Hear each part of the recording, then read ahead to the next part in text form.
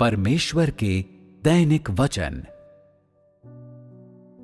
परमेश्वर संसार को जल प्रलय से नाश करने का इरादा करता है।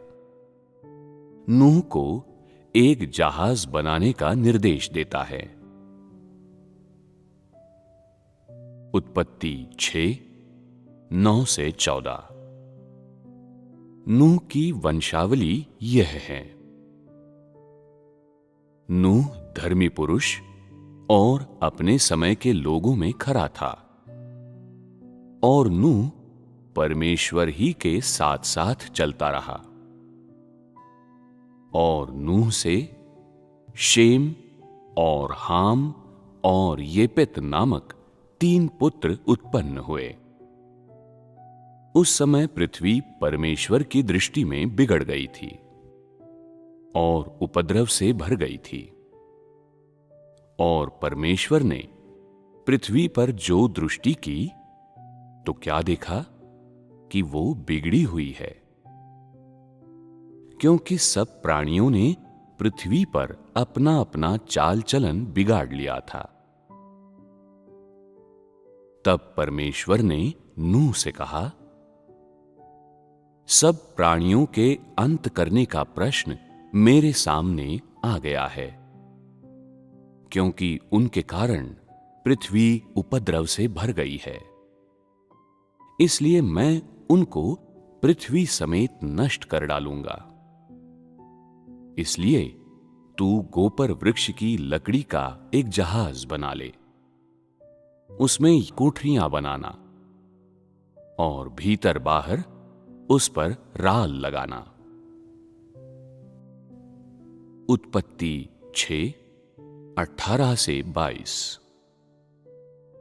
परंतु तेरे संग मैं वाचा बांधता हूं, इसलिए तू अपने पुत्रों, स्त्री और बहुओं समेत जहाज में प्रवेश करना। और सब जीवित प्राणियों में से तू एक एक जाति के 2-2, अर्थात एक नर और एक मादा जहाज में ले जाकर अपने साथ जीवित रखना। एक एक जाति के पक्षी और एक एक जाति के पशु और एक एक जाति के भूमि पर रेंगने वाले, सब में से 2-2 तेरे पास आएंगे कि तू उनको जीवित रखे। और भांति भांति का भोज्य पदार्थ जो खाया जाता है, उनको तू लेकर अपने पास इकट्ठा कर रखना, जो तेरे और उनके भोजन के लिए होगा। परमेश्वर की इस आज्ञा के अनुसार नूह ने किया। इन अंशों को पढ़ने के बाद क्या अब तुम लोगों के पास नूह के बारे में एक सामान्य समझ है कि वो कैसा है? नूह किस प्रकार का व्यक्ति था? मूल पाठ है, नूह धर्मी पुरुष और अपने समय के लोगों में खरा था। वर्तमान लोगों की समझ के अनुसार पीछे उस समय में एक धर्मी व्यक्ति किस प्रकार का व्यक्ति था? एक धर्मी पुरुष को एक सिद्ध पुरुष होना चाहिए। क्या तुम लोग जानते हो कि ये सिद्ध पुरुष मनुष्य की दृष्टि में सिद्ध हैं या परमेश्वर की दृष्टि में सिद्ध हैं? बिना किसी शंका के ये सिद्ध पुरुष परमेश्वर की दृष्टि में एक सिद्ध पुरुष है और मनुष्य की दृष्टि में नहीं। ये तो निश्चित है। ऐसा इसलिए है क्योंकि मनुष्य अंधा है और देख नहीं सकता है, और सिर्फ परमेश्वर ही पूरी पृथ्वी पर और हर एक व्यक्ति को देखता है। सिर्फ परमेश्वर ही जानता है कि नूह एक सिद्ध पुरुष है। इसलिए संसार को जल प्रलय से नष्ट करने की परमेश्वर की योजना उस क्षण शुरू हो गई थी जब उसने नूह को बुलाया था। ये कि नूह का बुलाया जाना एक साधारण तथ्य है, परंतु वो मुख्य बिंदु जिसके विषय में हम बात कर रहे हैं, इस अभिलेख में परमेश्वर का स्वभाव, परमेश्वर की इच्छा एवं उसका सार वो साधारण नहीं है। परमेश्वर के इन विभिन्न पहलुओं को समझने के लिए हमें पहले समझना होगा कि परमेश्वर किस प्रकार के व्यक्ति को बुलाने की इच्छा करता है और इसके माध्यम से हमें उसके स्वभाव, इच्छा एवं सार को समझना होगा। ये अत्यंत महत्वपूर्ण है। अतः परमेश्वर की नजरों में ये महज किस प्रकार का व्यक्ति है जिसे वो बुलाता है? ये ऐसा व्यक्ति होगा जो उसके वचनों को सुन सके, जो उसके निर्देशों का अनुसरण कर सके। ठीक उसी समय ये ऐसा व्यक्ति भी होगा जिसके पास जिम्मेदारी की भावना हो, कोई ऐसा व्यक्ति जो उस जिम्मेदारी एवं कर्तव्य के रूप में इससे व्यवहार करने के द्वारा परमेश्वर के वचन को क्रियान्वित करेगा, जिसे निभाने के लिए वो बाध्य है। तब क्या इस व्यक्ति को ऐसा व्यक्ति होने की आवश्यकता है जो परमेश्वर को जानता है? नहीं। उस समय अतीत में नूह ने परमेश्वर की शिक्षाओं के बारे में बहुत कुछ नहीं सुना था या परमेश्वर के किसी कार्य का अनुभव नहीं किया था। इसलिए परमेश्वर के बारे में नूह का ज्ञान बहुत ही कम था। हालांकि यहां लिखा है कि नूह परमेश्वर के साथ साथ चलता रहा, फिर भी क्या उसने कभी परमेश्वर के व्यक्तित्व को देखा था? उत्तर है पक्के तौर पर नहीं, क्योंकि उन दिनों में सिर्फ परमेश्वर के संदेशवाहक ही लोगों के पास आते थे, जबकि वे चीजों को कहने एवं करने के द्वारा परमेश्वर का प्रतिनिधित्व कर सकते थे। वे महज परमेश्वर की इच्छा एवं इरादों को सूचित कर रहे थे। परमेश्वर का व्यक्तित्व मनुष्य पर आमने सामने प्रकट नहीं हुआ था। पवित्र शास्त्र के इस भाग में हम सब मूल रूप से देखते हैं कि इस व्यक्ति नूह को क्या करना था और उसके लिए परमेश्वर के निर्देश क्या थे। अतः वो सार क्या था जिसे यहां परमेश्वर के द्वारा व्यक्त किया गया था। सब कुछ जो परमेश्वर करता है उसकी योजना सुनिश्चितता के साथ बनाई जाती है।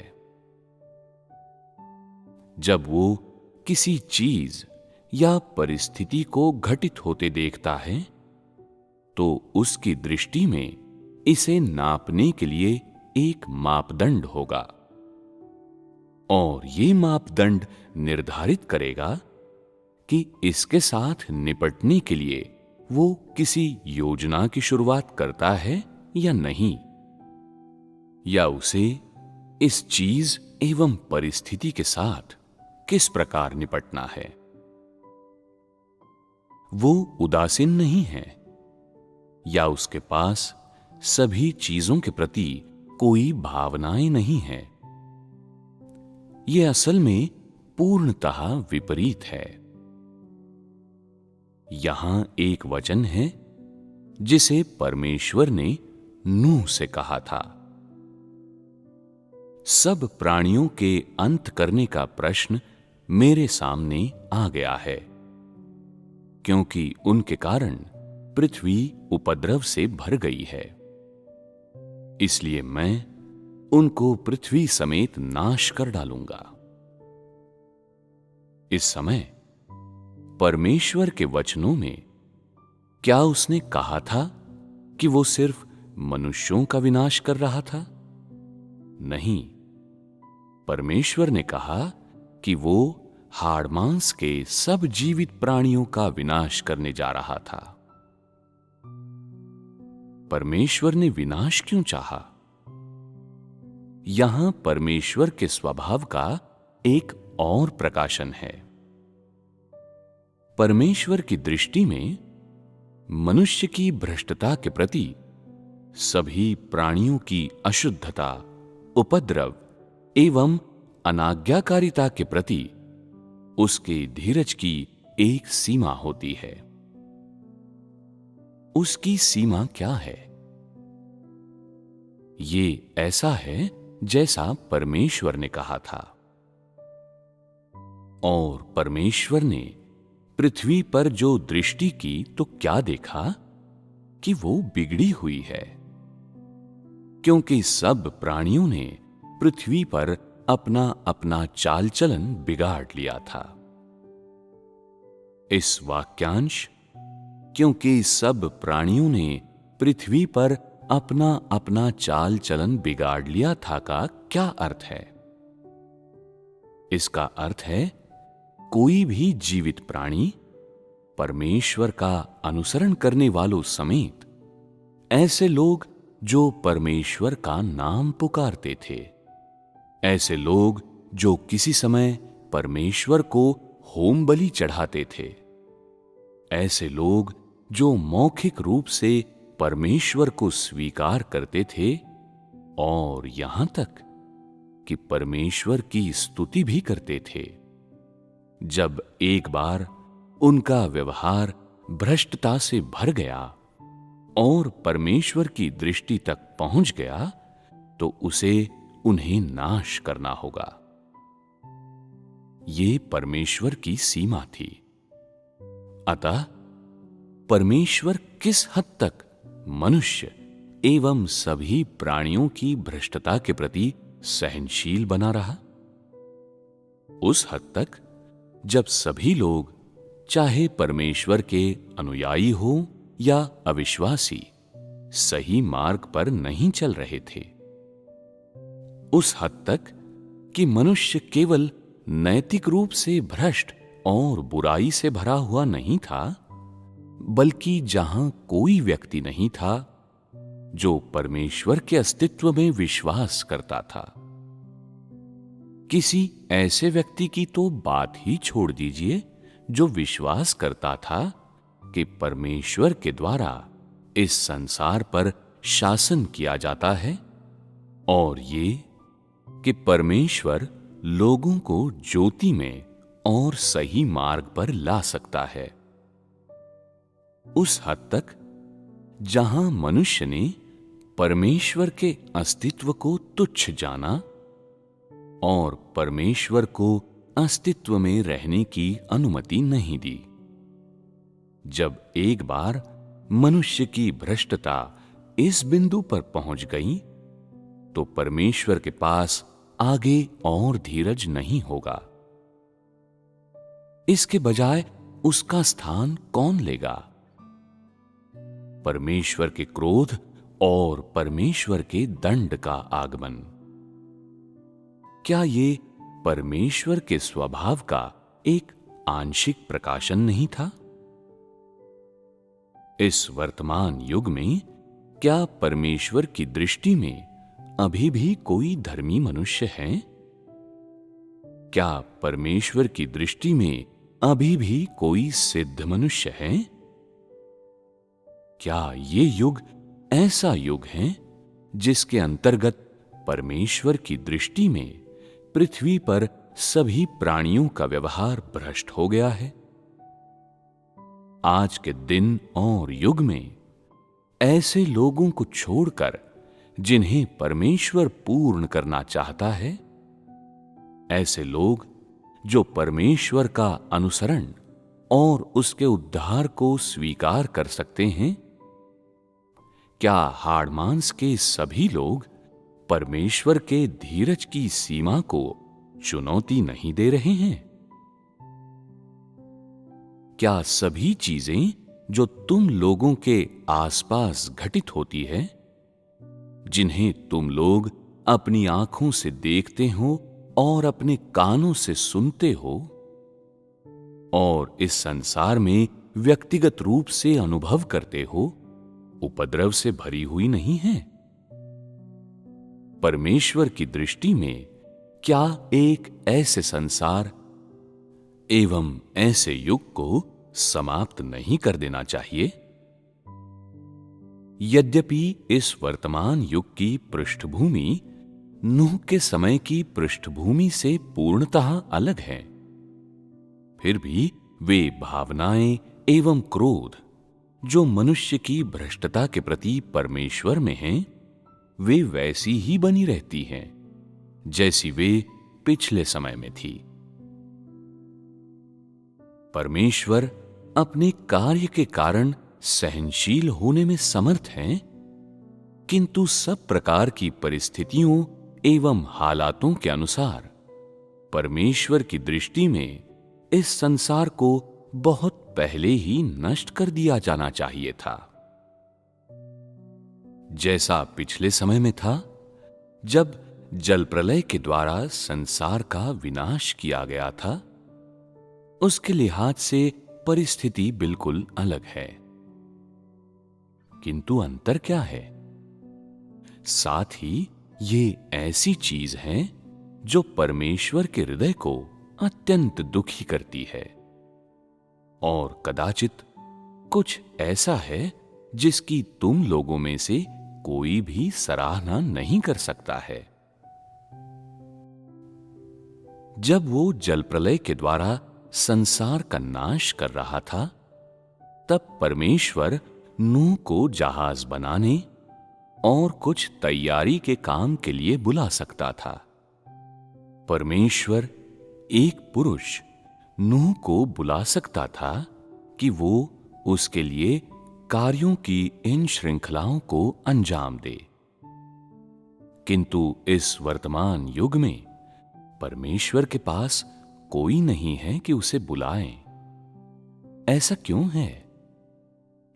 हर एक व्यक्ति जो यहां बैठा है, वो शायद उस कारण को समझता और जानता है। क्या तुम लोगों को आवश्यकता है कि मैं इसे बोलकर बताऊं? जोर से कहने से हो सकता है कि तुम लोगों का चेहरा उतर जाए या सब परेशान हो जाएं। कुछ लोग कह सकते हैं, हालांकि परमेश्वर की दृष्टि में हम धर्मी लोग नहीं हैं और हम सिद्ध लोग नहीं हैं, फिर भी यदि परमेश्वर हमें कोई चीज करने के लिए निर्देश देता है, तो हम अभी भी इसे करने में समर्थ होंगे। इससे पहले जब उसने कहा कि एक विनाशकारी तबाही आ रही थी, तो हमने भोजन एवं चीजों को तैयार करना शुरू कर दिया था, जिनकी आवश्यकता किसी आपदा में होगी। क्या ये सब परमेश्वर की मांगों के अनुसार नहीं किया गया था? क्या हम सचमुच में परमेश्वर के कार्य के साथ सहयोग नहीं कर रहे थे? जो चीजें हमने की, क्या उनकी तुलना जो कुछ नूह ने किया उससे नहीं की जा सकती है? हमने जो किया, क्या वो करना सच्ची आज्ञाकारिता नहीं है? क्या हम परमेश्वर के निर्देशों का अनुसरण नहीं कर रहे थे? क्या हमने जो परमेश्वर ने कहा वो इसलिए नहीं किया क्योंकि हमें परमेश्वर के वचनों में विश्वास है,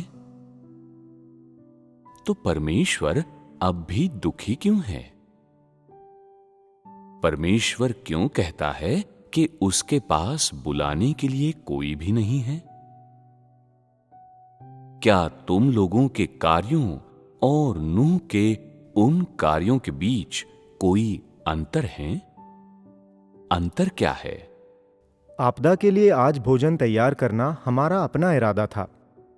हमारे कार्य धर्मिता तक नहीं पहुंच सकते हैं, जबकि नूह परमेश्वर की दृष्टि में एक धर्मी पुरुष था। जो कुछ तुम लोगों ने कहा वो बहुत गलत नहीं है। जो नूह ने किया वो भौतिक रूप से उससे अलग हैं जो लोग अब कर रहे हैं।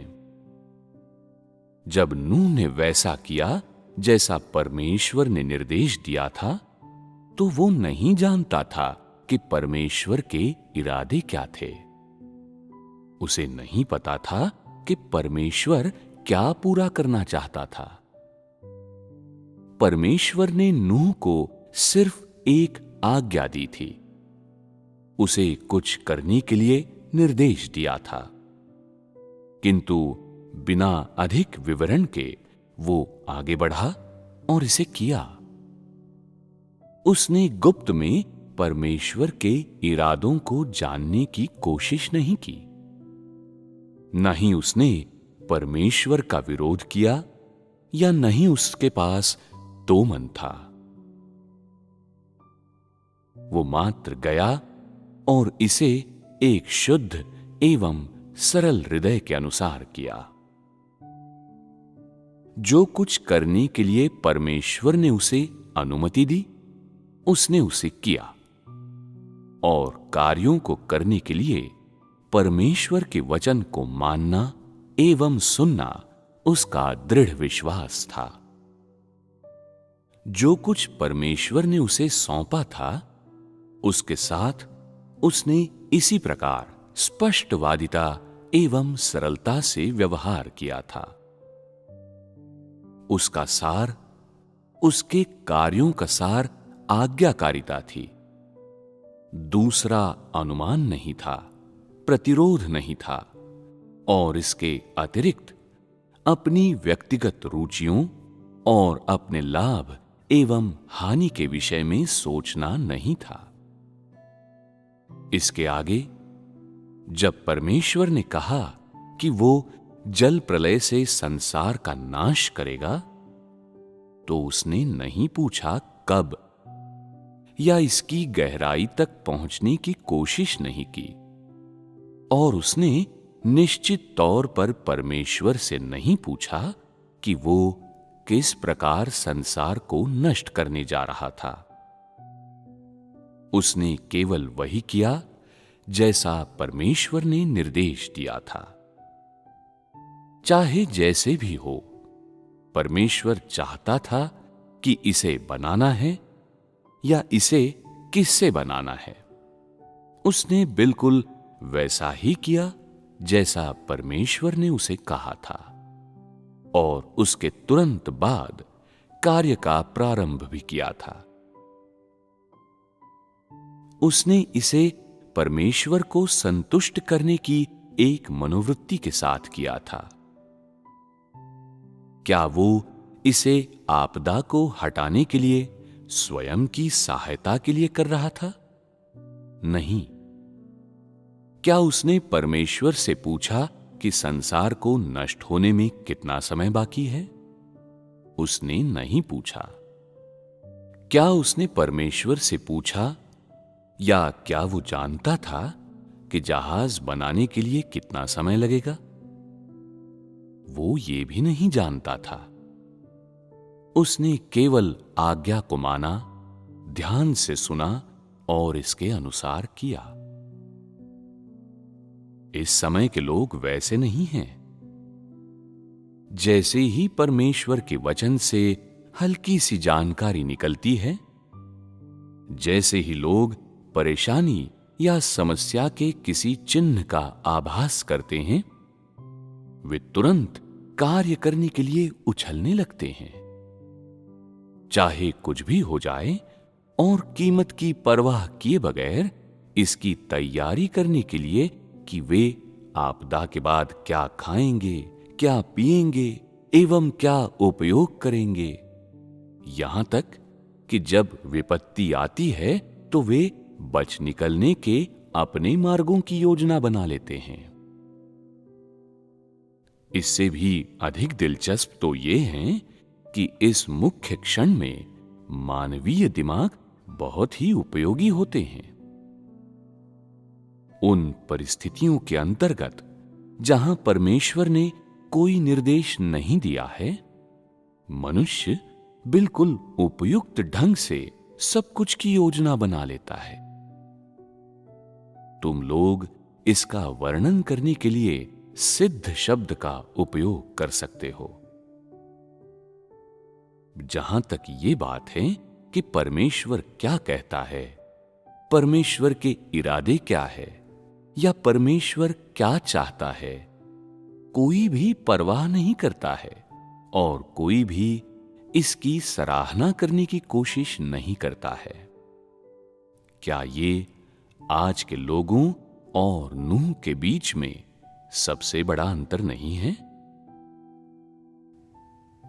नूह की कहानी के इस अभिलेख में क्या तुम लोग परमेश्वर के स्वभाव के एक भाग को देखते हो? मनुष्य की भ्रष्टता, अशुद्धता एवं उपद्रव के प्रति परमेश्वर के धीरज की एक सीमा है। जब वो उस सीमा तक पहुंच जाता है तो वो आगे से और धीरज नहीं धरता है और इसके बजाय वो अपने नए प्रबंधन और नई योजना को शुरू करेगा। जो उसे करना है उसे प्रारंभ करेगा और अपने कार्यों और अपने स्वभाव के दूसरे पहलू को प्रकट करेगा। उसका ये कार्य ये दर्शाने के लिए नहीं है कि मनुष्य के द्वारा कभी उसका उल्लंघन नहीं किया जाना चाहिए या ये कि वो अधिकार एवं क्रोध से भरा हुआ है, और ये इस बात को दर्शाने के लिए नहीं है कि वो मानवता का नाश कर सकता है। ये ऐसा है कि उसका स्वभाव एवं उसका पवित्र सार अब और ये अनुमति नहीं दे सकता है और इस प्रकार की मानवता के लिए परमेश्वर के सामने जीवन बिताने हेतु और उसकी प्रभुता के अधीन जीवन जीने हेतु अब और धीरज नहीं है। कहने का तात्पर्य है, जब सारी मानव जाति उसके विरुद्ध है, जब सारी पृथ्वी में ऐसा कोई नहीं है जिसे वो बचा सकता है, तो ऐसी मानवता के लिए उसके पास आगे से और धीरज नहीं होगा और वो बिना किसी संदेह के अपनी योजना को संपन्न करेगा, इस प्रकार की मानवता को नाश करने के लिए। परमेश्वर के द्वारा किए गए ऐसे कार्य को उसके स्वभाव के द्वारा निर्धारित किया जाता है। ये एक आवश्यक परिणाम है और ऐसा परिणाम है जिसे परमेश्वर की प्रभुता के अधीन प्रत्येक सृजे गए प्राणी को सहना होगा। क्या ये नहीं दर्शाता है कि इस वर्तमान युग में परमेश्वर अपनी योजना को पूर्ण करने और उन लोगों को बचाने के लिए जिन्हें वो बचाना चाहता है और इंतजार नहीं कर सकता है? इन परिस्थितियों के अंतर्गत परमेश्वर किस बात की सबसे अधिक परवाह करता है? ये नहीं कि किस प्रकार ऐसे लोग जो उसका अनुसरण बिल्कुल भी नहीं करते हैं या ऐसे लोग जो उसका विरोध करते हैं, वे किसी भी तरह से उससे व्यवहार करते हैं या उसका प्रतिरोध करते हैं। या मानव जाति किस प्रकार उस पर कलंक लगा रही है। वो केवल इसके विषय में परवाह करता है कि वे लोग जो उसका अनुसरण करते हैं, उसकी प्रबंधन योजना में उसके उद्धार की चीजें उन्हें उसके द्वारा पूर्ण बनाया गया है या नहीं, उन्होंने उसकी संतुष्टि को हासिल किया है या नहीं। जहां तक उन लोगों की बात है जो ऐसे लोगों से अलग हैं, जो उसका अनुसरण करते हैं, वो मात्र कभी कभार ही अपने क्रोध को व्यक्त करने के लिए थोड़ा सा दंड देता है। उदाहरण के लिए सुनामी, भूकंप, ज्वालामुखी का विस्फोट एवं इत्यादि। ठीक उसी समय वो उनको भी बलपूर्वक बचाता है, उनकी देखरेख करता है जो उसका अनुसरण करते हैं और उन्हें उसके द्वारा बचाया जाने वाला है। परमेश्वर का स्वभाव ये है, एक ओर वो उन लोगों को अधिकतम धीरज एवं सहनशीलता प्रदान कर सकता है जिन्हें वो पूर्ण बनाने का इरादा करता है, और जब तक वो संभवतः कर सकता है वो उनके लिए इंतजार करता है। दूसरी ओर परमेश्वर शैतान प्रकार के लोगों से अत्यंत नफरत एवं घृणा करता है जो उसका अनुसरण नहीं करते हैं और उसका विरोध करते हैं। यद्यपि वो इस बात की परवाह नहीं करता है कि क्या ये शैतान प्रकार लोग उसका अनुसरण करते हैं या उसकी आराधना करते हैं, वो तब भी उनसे घृणा करता है, जबकि उसके हृदय में उनके लिए धीरज होता है। और चूंकि वो इन शैतान प्रकार के लोगों के अंत को निर्धारित करता है, इसलिए वो अपने प्रबंधकीय योजना के चरणों के आगमन का भी इंतजार कर रहा होता है।